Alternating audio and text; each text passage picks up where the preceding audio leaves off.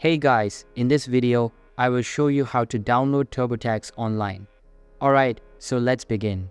First, open any preferred browser on your personal computer and search for Amazon.com. Once the official website opens, make sure to sign into your account and you will be redirected to the home page. Here, click on the Accounts feature located at the top right corner and a drop-down menu will open. Inside it, click on your account and a new web page will load. Now, access the Digital Services feature from the right side and wait for a few seconds.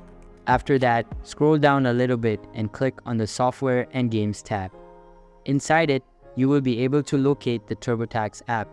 Simply click on the download button beside it and the download will begin. So that's basically how you can download TurboTax.